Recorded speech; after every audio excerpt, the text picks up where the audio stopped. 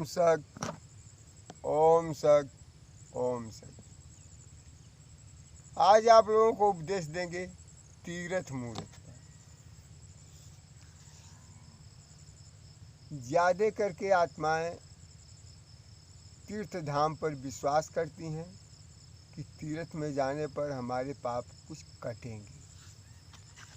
मूर्त पर विश्वास करती हैं कि मूर्ति का पूजा करेंगे तो हमारे पाप कुछ कटेंगे। ऐसा करके पीछे से उनका एक रीति रिवाज आ रहा है, विश्वास आ रहा है। पीछे के उपदेशों में मैं एक बार कहा हूँ कि श्रद्धा और विश्वास पर यदि धर्म टिका है तो यह उचित नहीं, क्योंकि ज्ञान के बगैर तो श्रद्धा और विश्वास भी अधूरा रह जाता है। विश्वास पर तो बैंक 10,000 रुपये भी नहीं देता है, तमाम बांड भरवाता है तब पैसे देता है।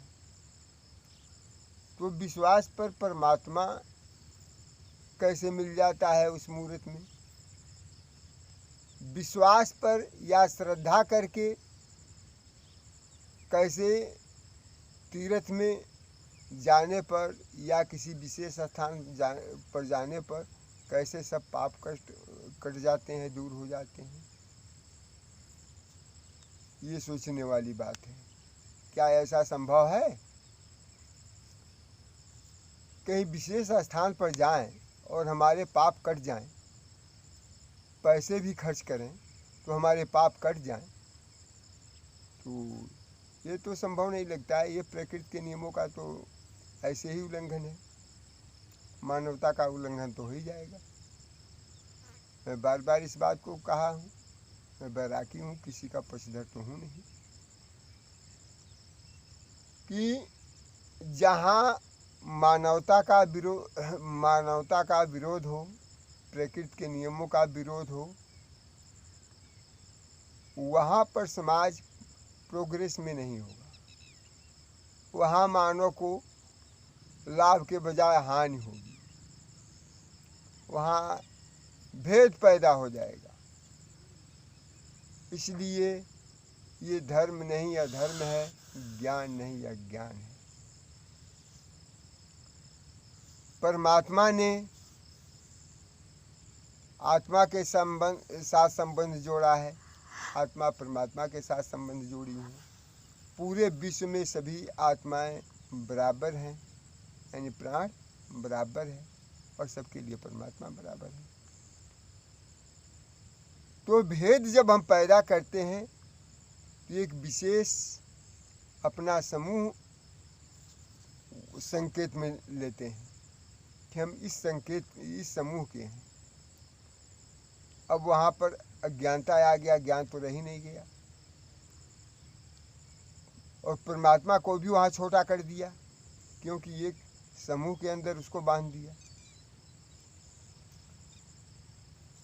तो तीर्थ जब जाते हैं, यानी ये तीर्थ में जब आत्मा इस शरीर के साथ जाती है तो उसके पाप कैसे कट जाएंगे? क्योंकि कोई विशेष स्थान ऐसा परमात्मा ने तो बनाया नहीं है भूमंडल पर कि वहाँ जाए और आपके पाप खत्म हो जाए। पाप और पुण्य, पीछे के उपदेश में मैं बताया था कि जब किसी को कष्ट देते हैं तो पाप होता है, आज किसी को सुख देते हैं तो पुण्य होता है। ऐसे करके पाप और पुण्य का निर्धारण है, यानी अपने कर्मों के ऊपर है, कहीं विशेष स्थान पर जाने पर तो है नहीं। आत्मा तीर्थ में कैसे जाती है? तीर्थ में आत्मा जाती है जब ध्यान लगाती है, जब जोग आपको बताए हैं, जो ज्ञानी लोग पहुँच करके वहाँ ज्ञान प्राप्त करते हैं, उस स्थान पर जब आत्मा पहुँचती है तब उसका तीर्थ होता है। यानी तीनों प्रकार के दुख उसके दूर होते हैं। ऐसा अपने रस चलाती है कि तीनों प्रकार के दुख दूर होते हैं उस सफ़र में, उस यात्रा में, उस तीर्थ में तीनों प्रकार के दुख दूर होते हैं। तो आत्मा के इस सफ़र को तीर्थ कहा गया है। तीर्थ कोई विशेष स्थान नहीं धरातल पर कि जहाँ जाने पर हम करते रहें पाप कर्म और पुण्य में बदलता रहे, ऐसा है नहीं।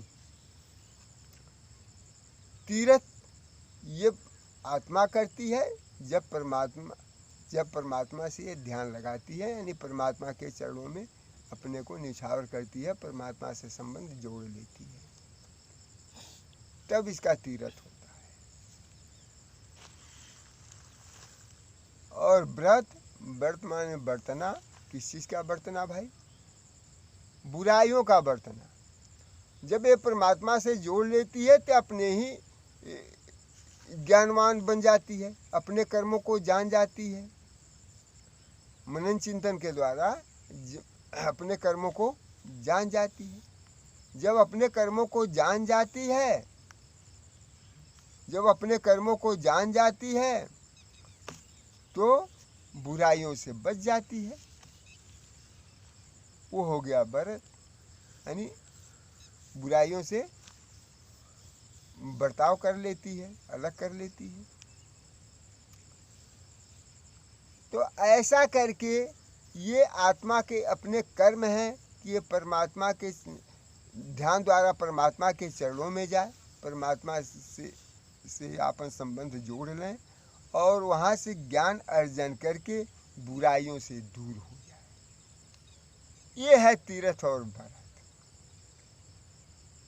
जो आज के व्यवहार में भीड़ भाड़ वाले एक विशेष स्थान पर भीड़ भाड़ लगा करके अपना समय और पैसे का नुकसान कर लेते हैं, वो तीर्थ नहीं। ऐसा भी कहा गया है कि वहाँ से तो आते समय तमाम एक्सीडेंट भी हो जाते हैं। कभी कभी तो उस स्थान पर भी भाड़ की वजह से एक्सीडेंट हो जाते हैं। आत्मा जब परमात्मा से जुड़ जाएगी, यानी ध्यान मग्न हो जाएगी, तो कहीं भी वो ध्यान लगाती रहेगी, ध्यान में परमात्मा दिखता रहेगा, उसका एक्सीडेंट होने का या अकाल मृत्यु जाने का संभावना बनता ही नहीं है। यानी ये संभव नहीं है कि वो अकाल मृत्यु में जाए, क्योंकि हमेशा परमात्मा के जहाँ भी रहती है परमात्मा को नज़र में वो रहती है, परमात्मा उसके नज़र में रहते हैं। ये कोई ज़रूरी नहीं है कि सुबह शाम जब हम ध्यान लगाते हैं यानी योग लगाते हैं तभी परमात्मा दिखे। जब जुड़ाव हो जाता है तो जैसे बाप बेटे को देखता है, बेटा बाप को देखता है, कहीं भी ध्यान में आ जाता है, स्त्री पुरुष को देखती है, पुरुष स्त्री को देख लेता है। तो ऐसे करके जब ध्यान जुड़ जाता है, ध्यान लग जाता है, तो कभी भी वो दर्शन होता ही रहता है।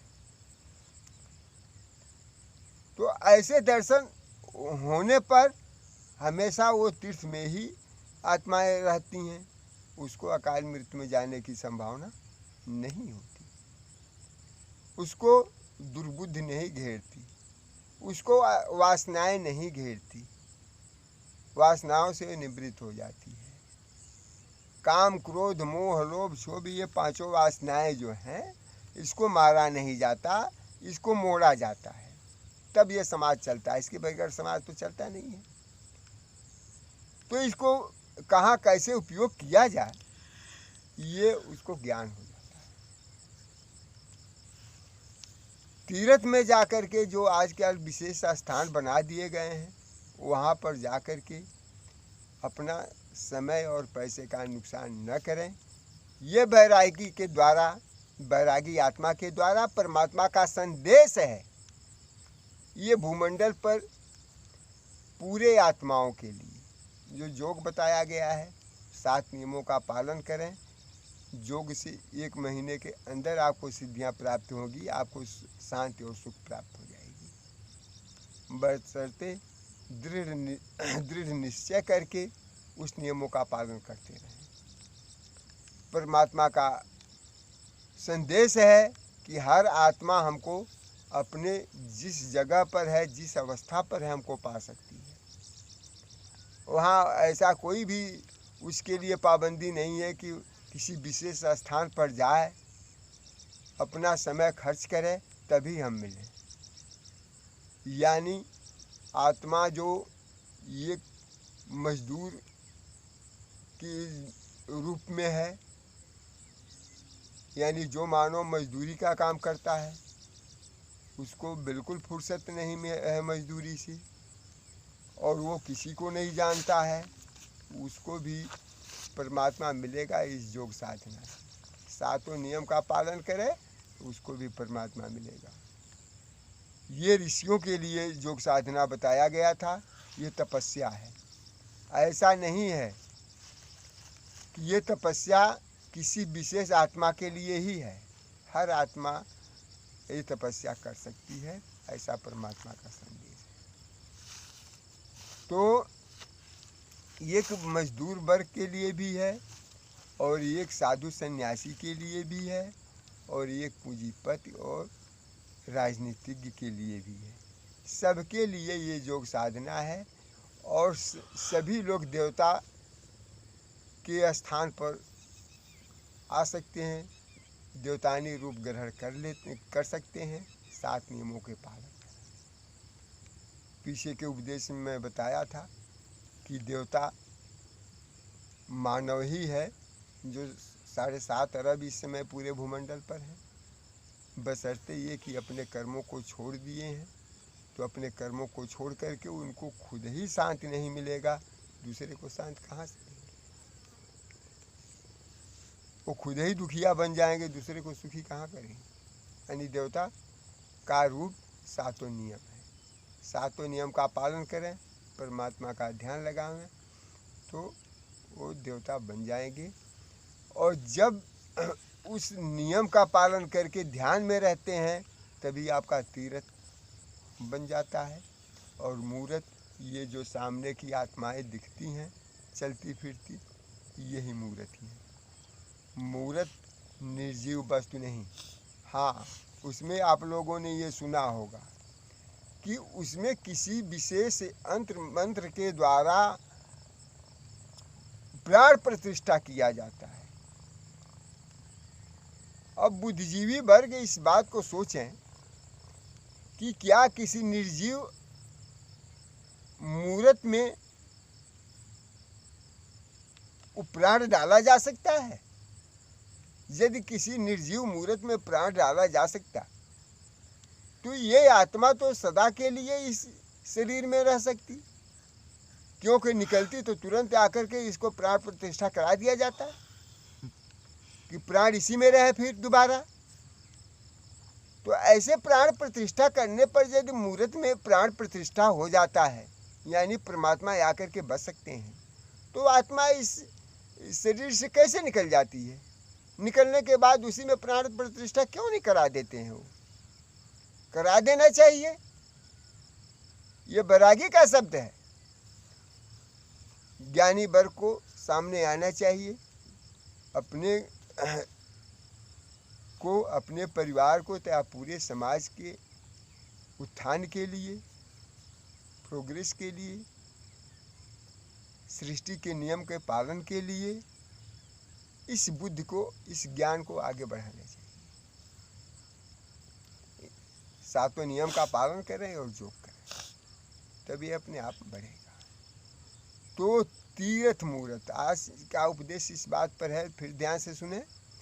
तीर्थ, जब आत्मा योग लगाती है तब तीनों दुखों से दूर होती है।